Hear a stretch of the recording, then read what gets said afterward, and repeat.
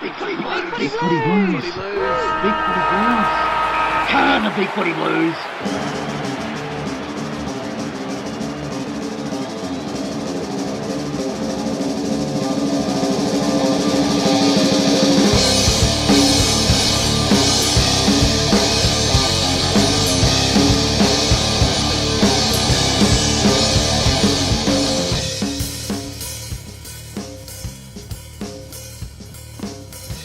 Welcome back, folks. Carlton's season may have drawn to a close, but the Big Footy Blues podcast is still tying up loose ends and doing a bit of housekeeping. I'm ODN, and I am joined by a couple of panellists who decided to hang back, stack the chairs, and throw out the empty bottles. Well, I didn't have to go back too far this week to find something. My sources tell me she is in a bad mood and f***ed up on Jellybeans. Have you come down yet, Mebby? No, I haven't. And I don't think I'm going to. Sorry, guys. We'll be bleeping that one out. Even though he is no longer welcome in the singles thread, he still recommends people hang out at the bar and hit the revolving dance floor to see if they have game. You've become the dating guru overnight, HBF. Oh, gee, the memories of the Manhattan in Heathmont. Oh, those were the days. How are you, Leave everyone? him in the past, yeah? Leave him in the past. Yeah, I'm good, mate. Look, we'll leave that right behind us. We'll move straight on to a little bit of blues in the news.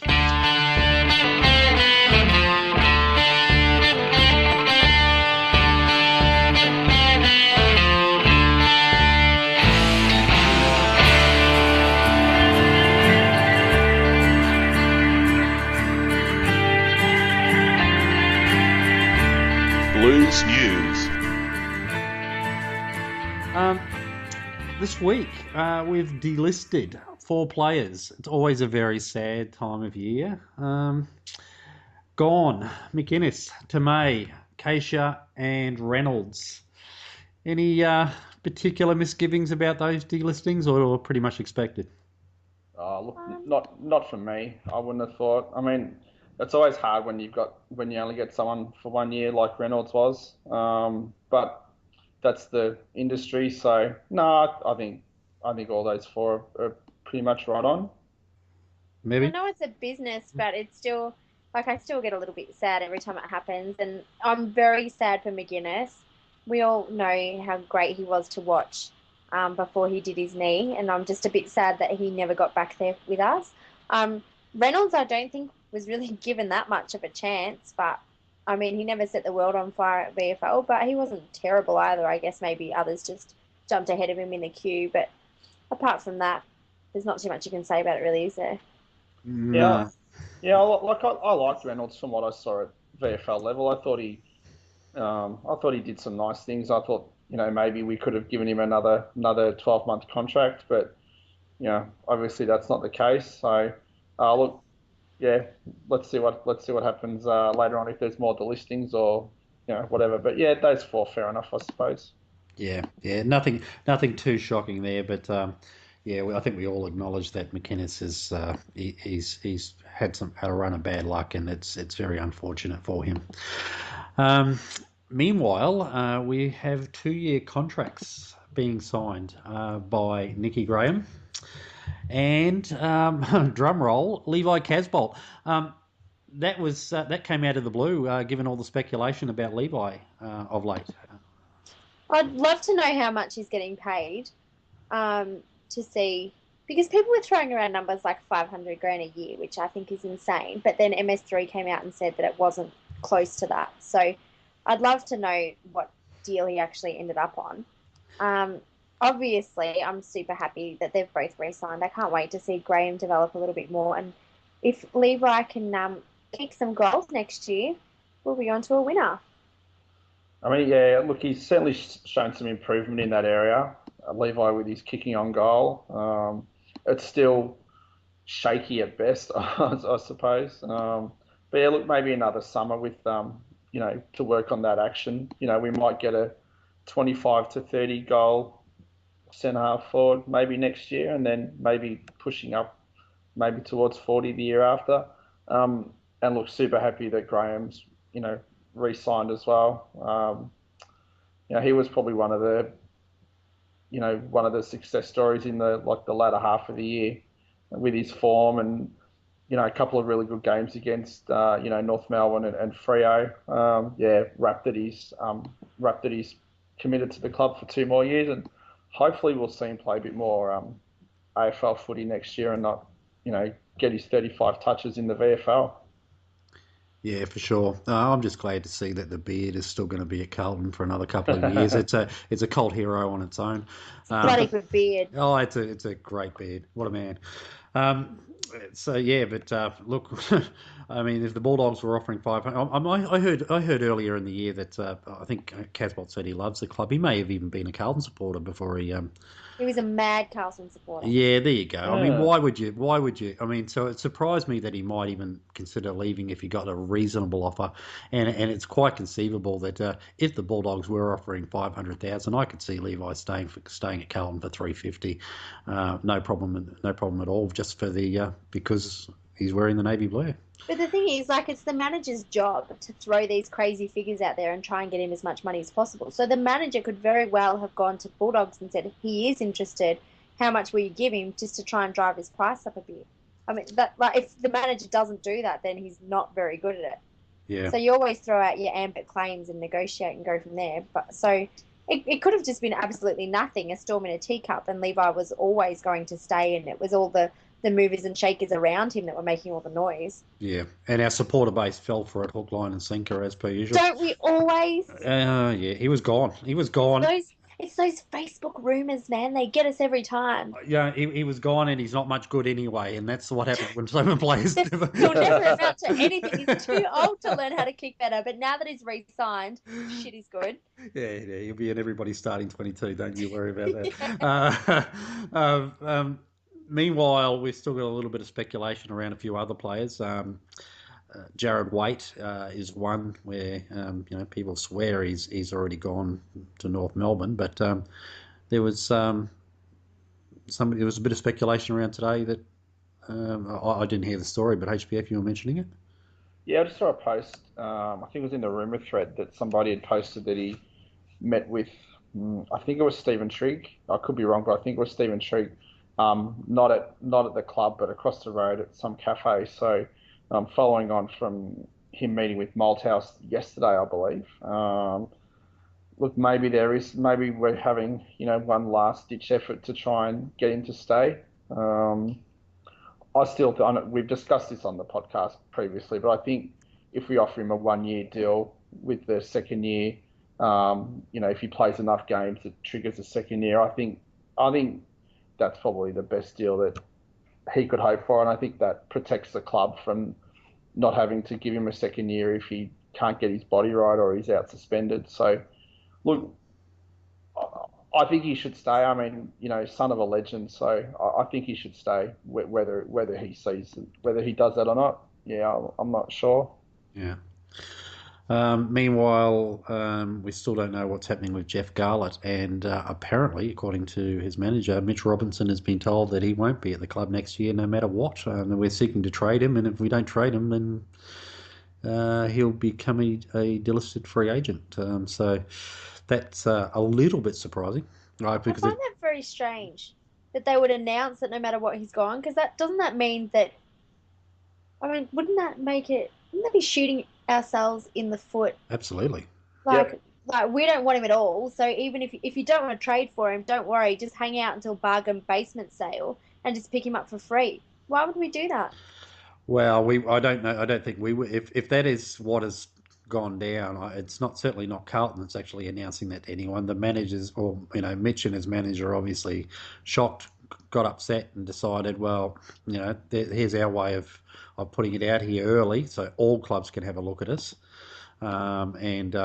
just sort of flag. Like a vindictive. Well, to thanks, a little point. Well, yeah, we're not going to help you secure a deal because you've turned your back on me, so there's no loyalty there.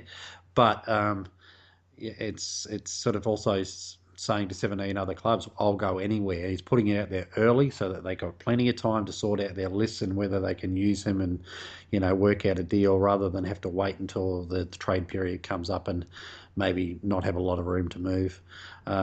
They've sort of been proactive in getting it out there that Robinson is on the open market. So, but aside from what Carlton might have said, I'm a little bit surprised by that.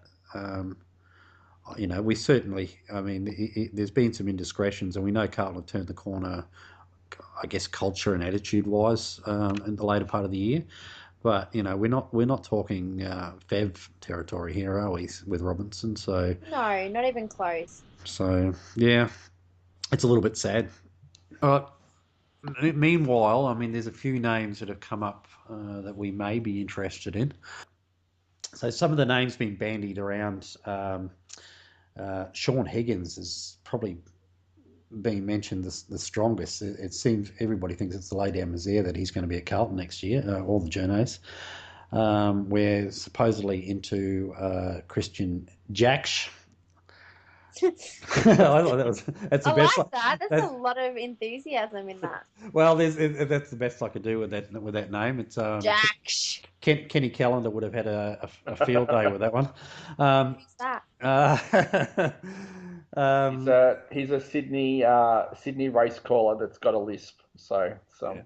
He's always funny when he tries to pronounce horses with an S in their name. Yeah, exactly.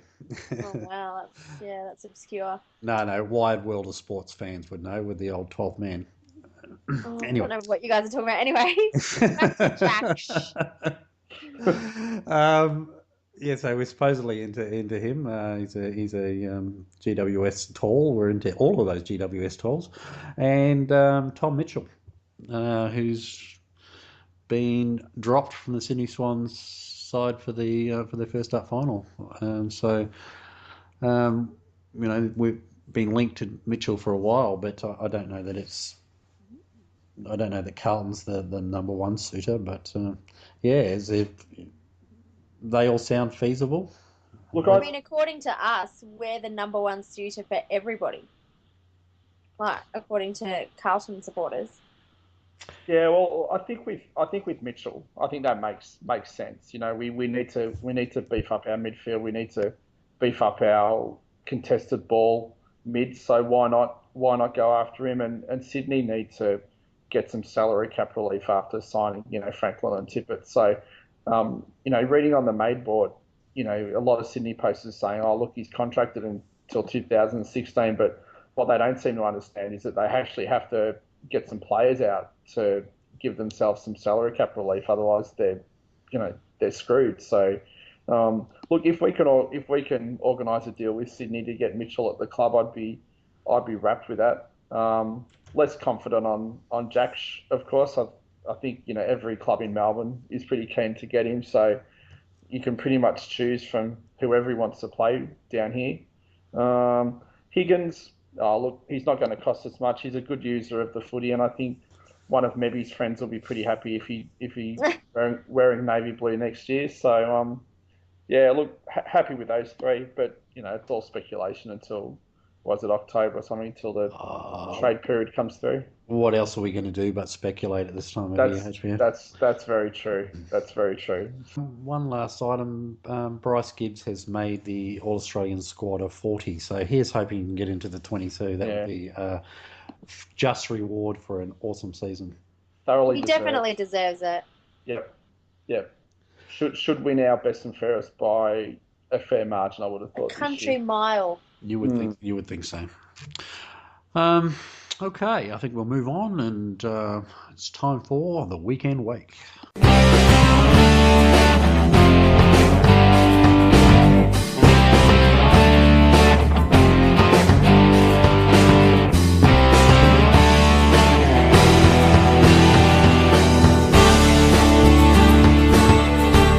This is the weekend wake.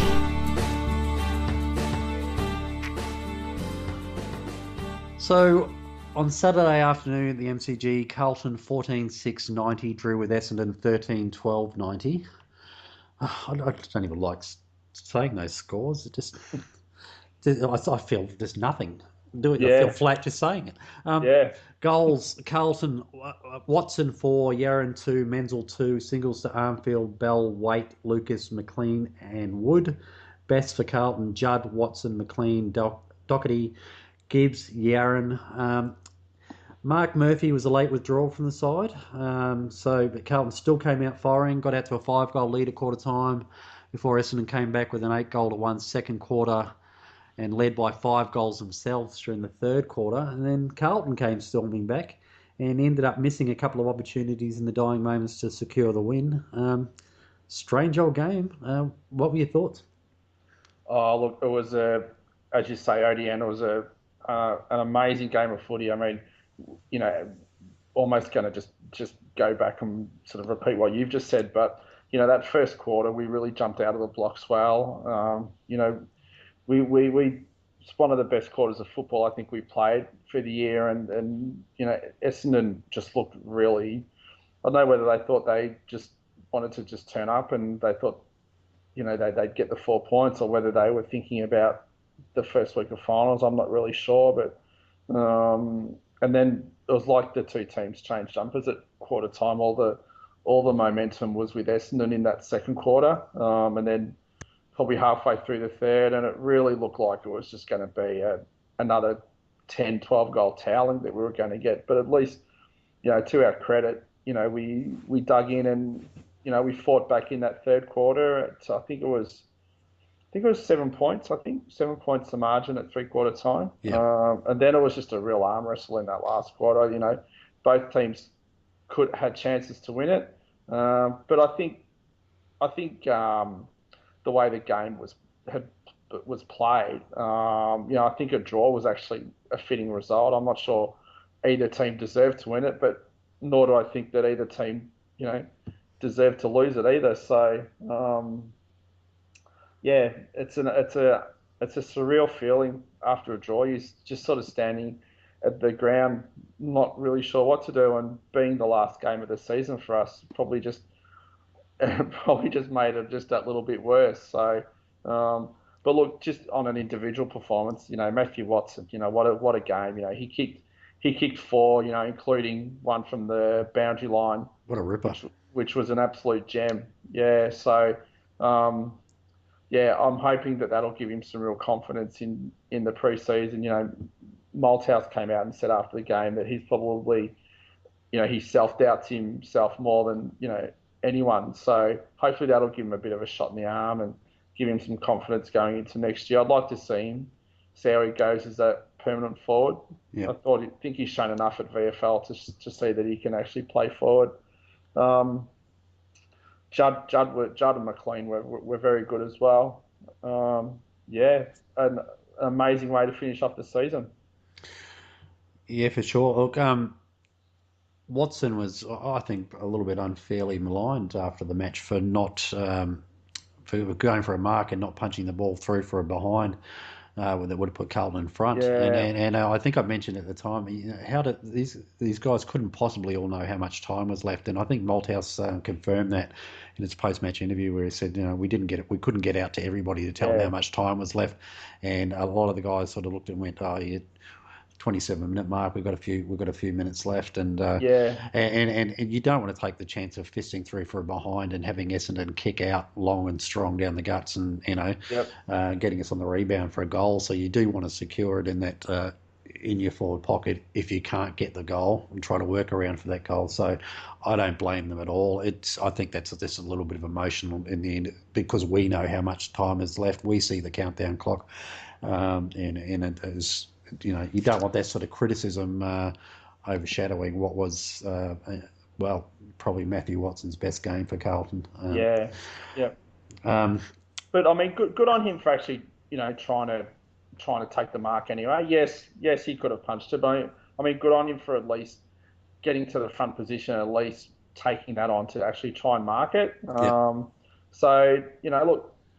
In 12 months' time, if he's in a similar position, I'm sure he'll probably try and punch it through. But good on him for at least attempting a pretty strong pack mark in the dying seconds of a game of footy. So amazing game. Look, Gibbs was lining that shot up for 30 seconds. If there was any senior players down there saying, look, if it falls short, punch it through. But I'd wagered nobody was saying that. They were just playing the ball on its merits, and nobody had any idea how much time was left.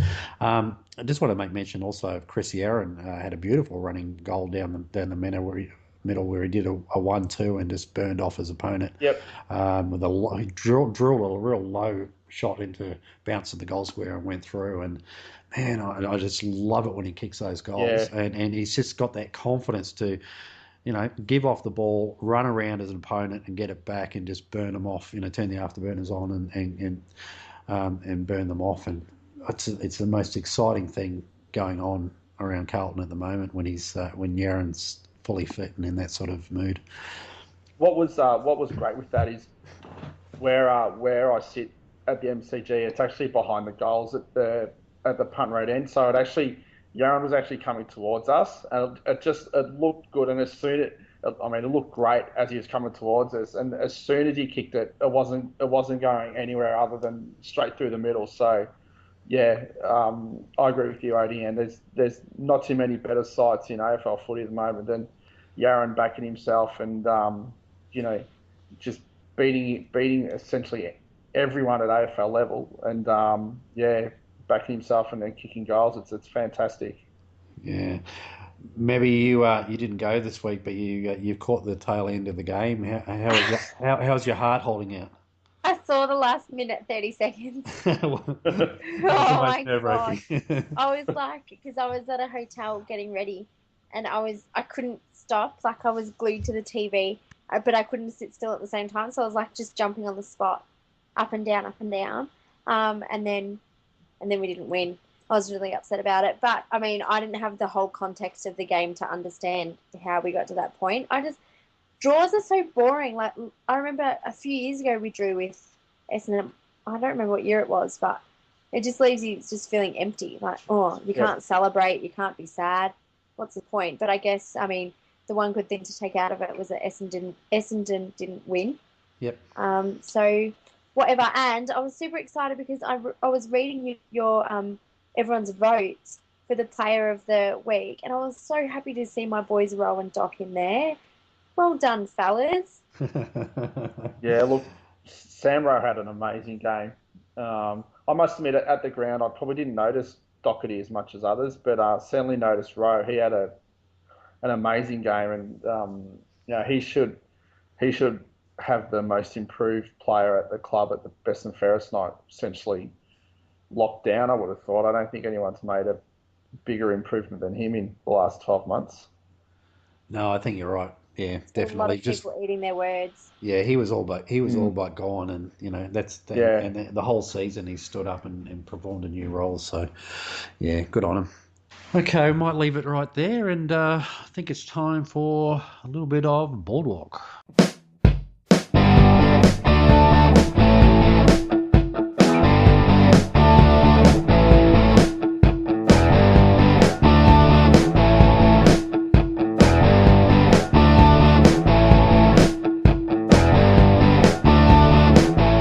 Boardwalk.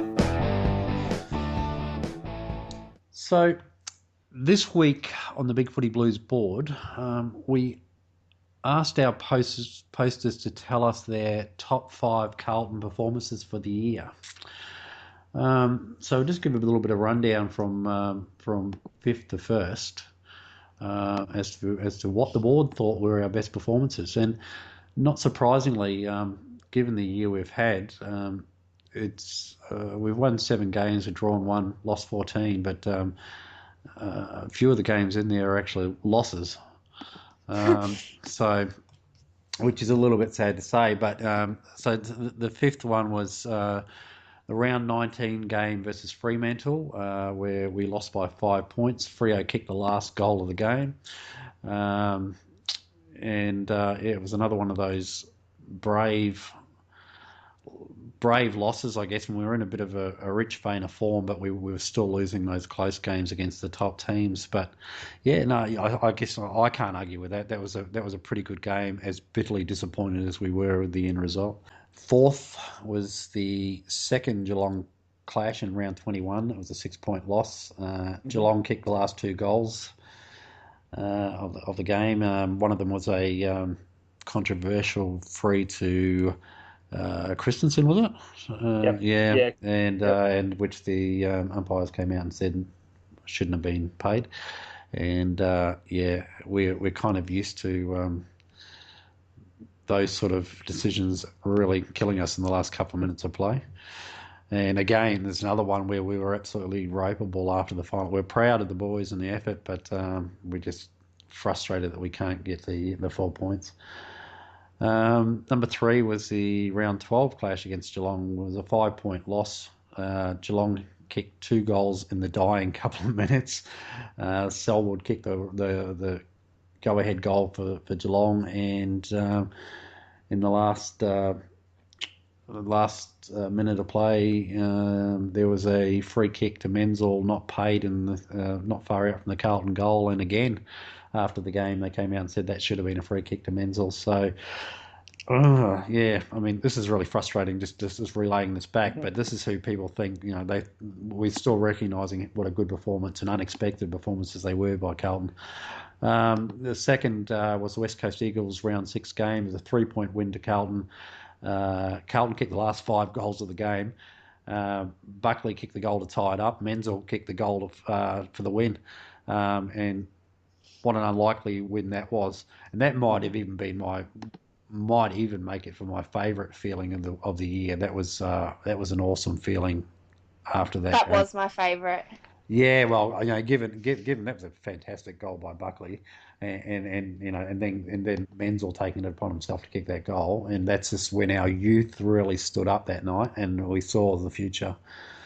And number 1 was the round 18 game, a 23-point win against North Melbourne. 10 goals between Henderson and Waite, who are absolutely on fire. You have any others besides those, or any comments you want to make on those games looking back as to whether they were in your top 5?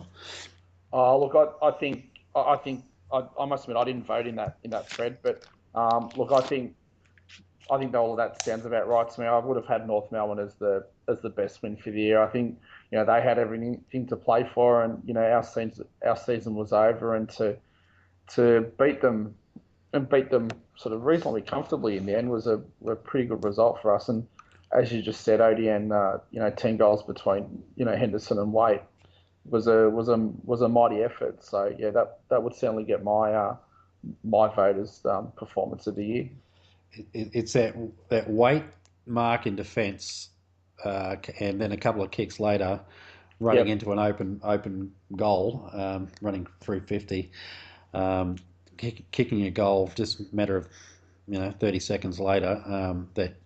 That's the reason that I don't want to see Waite play anywhere else. Yeah. That's the sort of thing. It's that gave me chills. I think look, a game that may surprise people, but for 3 quarters I thought we actually did all right against Sydney.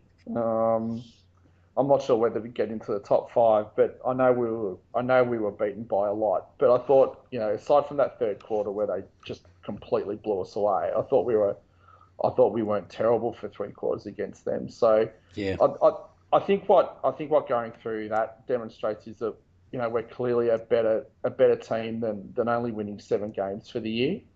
So hopefully we can turn a number of these close losses into wins next year, and really push to be playing finals this time next year. Yeah, no, absolutely, and I think there's North Melbourne were in a similar position last year. They had a bucket load of games close games that they were losing, and it's just a matter of winning a couple of more of those to get yourself into the finals. And it's a fine line sometimes, and people just look at the ladder at the end of the year and they go, you're down on 13th spot, and you've only won 7 games for the year, and they don't take into account I look at the amount of injuries we've had during the year. I look at the close losses, and then I look at games that ordinarily, if our attitude was as it was towards the end of the season, there's a few games there against the likes of maybe Brisbane, GWS and Melbourne that we would ordinarily expect to win. And it could have been a vastly different picture for us this year. So. Absolutely, yeah. Yep. No, I completely agree. But there's only so many of these aberration seasons we can have before it starts becoming, well, that is our level rather than just an aberration. So Yeah. we have to, we have to make hay while the sun shines. Folks, we're still running the Cranium Medal for the Big Footy Blues poster of the year. The August voting thread is up. Our nominees are our very own Shandog, Jamison, Go Shandog! Jamison Run 40, Thrawn, Davila Blues, Slash and Velvet, Dremeth, Azul, Matty 411, and Ferris B. So good luck to all those guys and girls, and may the best poster take out the August gong. But get in there and vote, and don't forget to head into the September nomination thread and put forward the names of your favourite posters for September. So there's a few different names coming up now, and that's really good. It's not the same old names and the old stages that have been around. There's people that are really noticing the quality that's coming out on the board. So I'd like to thank everybody for their support. Our best and fairest is on coming up soon in a couple of weeks. So we might, I think we did nominate at the start of the year who we were looking at probably winning it, but let's give a couple of predictions now as to how we think that's going to go, who's going to win it, and who's going to be thereabouts. Gibbs has to win. I reckon Yaron will be up there somewhere. I'd like to see Dre get in there somewhere. And I think Rowe will as well, actually. But I think Gibbs has definitely been the standout this year. Yeah, I'd find it hard to believe that if anyone else could win it, then I think Gibbsy. I agree with you, Mebby. I think Yaron will be up there. I think Rowe will be up there. Everett for sure. I think Simpson will be up there as well. Hasn't had the same year as he did last year, but I think he's done enough again this year to maybe get somewhere within the top five. So they'd probably be mine, but I think Gibbs will win it and win quite easily, to be honest. Yeah, no, I can't argue with that. I think Gibbs first. Simpson will probably be up in the top 2 or 3. I'd imagine. Just the way the Carlton seem to reward work rate rather than just the flashy stuff. And when it comes to the best and fairest, the stuff that we don't notice as much. So I could see Simo's very good for his 1%ers and putting his body on the line. So I can see him being right up there again this year. As you said, Rowe, Yaron, Everett, and Mark Murphy will definitely. I wouldn't be surprised if Murphy's in our top 5, even though people think his season's been just okay. I think he's been extremely good on multiple occasions, and he'll go top 5. But yeah, they're the sort of names I think we're expecting to look at. We've had so many injuries this year, and some players have missed so many games that it's no slight not to make the top 5 now, best and fairest. We can only hope that we can get them all on the park and have a full squad to choose from next year. I think it'll be a closely fought battle for best first-year player. Mm-hmm. Just off the top of my head, Doherty and Everett have done really well this year, so I think they'll fight it out. I can't remember the criteria for actual first year. So whether it's like does Dylan Buckley have a shot at that or not? So, but yeah, certainly there's some players up there, and even look, he won't win it, but I mean Sheehan's last month was very good as well. So we've certainly found some players this year, which is nice. But yeah, between Doherty and Everett, I think best first year player be a tightly fought race. Yeah. Sheehan won was it Chris Judd The Chris Development? Judd Development Award. Yeah. So that's a new award that the club's obviously bought. I don't know who else was eligible for that, but he won it. So good on him. He's absolutely come from nowhere. What a great story. Yeah. Like, what a marvellous story. He's only played 16 games in his life now. Yeah. And we had him earlier and he got homesick. Is that right? Yeah, Yeah. Didn't he come over? Did he come over with Tui? He came over came with with Tui and Tui. went home, and he's Yeah. come back a few years later. He's a bit more mature. He's not homesick, doesn't have that homesick factor anymore. And Yep. wow, what a! In fact, I mean, tell you what, Zach is looking over his shoulder because you look at him that game on Saturday, and Sheehan probably outshone him. His foot skills are sublime, and he's got the attitude as well. And those Irish boys, they're tough. I love them. I love They them. are. I love Yeah. them. I just if I wanted to quote another Irish boy from several years ago when he first started, Satanta help, and it's when does the fucking hitting start? And these guys, that's what these guys remind me of. They're willing. I love it. And Burn's coming as well. Don't forget, we've still got Burn. So I'm really looking forward to seeing him. He's a gem. Yeah. No, I love our Irish connection, and we should start selling some memberships, international memberships overseas, and really market them in Ireland, because I reckon Carlton will be picking up a fair following with the amount of Irish lads we're taking on. Absolutely.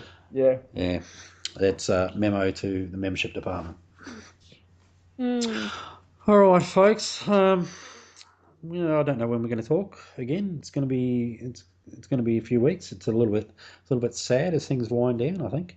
But I just want to say thank you to everybody who's joined the podcast this year. I don't know if I can even rattle them all off. Let's give it a go. Aside from the two of you, Mebby, HBF, Shandog, Bluebell, Jeremiah's Happy Dude. We've had the Toad on, Wookie on. I think that's all that's joined us this year. And somebody's going, if I missed anybody out, I'm in trouble. But yeah, look, we've had a lot of people really interested this year and really committed to doing this and taking ownership of the podcast. And we're never short of people to sit around and talk about the Navy Blue. And it's been an absolute pleasure, absolute joy, and just the people the loyal listeners that we have that comment on our podcast threads and so forth. That's why we do it, so it's good being a part of something. So thank you very much, and good night, Mebby. Good night, everyone. I guess be around soon. Yeah. Who knows? Look, we will definitely be back to have a chat, and we'll definitely be back to have a chat to HBF, because he's coming right into the exciting time of year for him, with all the player movements. That's what he loves. So he'll be on for sure. So we'll be talking to you soon, HBF. I'm looking forward to it, actually. Once the finals finish, get into finishing off my homework with the kids, and yes, let's see which gems Shane Rogers and his team can pick out for us this year. Yeah, they're all gems until we know different. That's right. All right, and it's good night for me, folks. Yeah, we've got no games on this week, but go the Blues anyway. Bye. Bye-bye.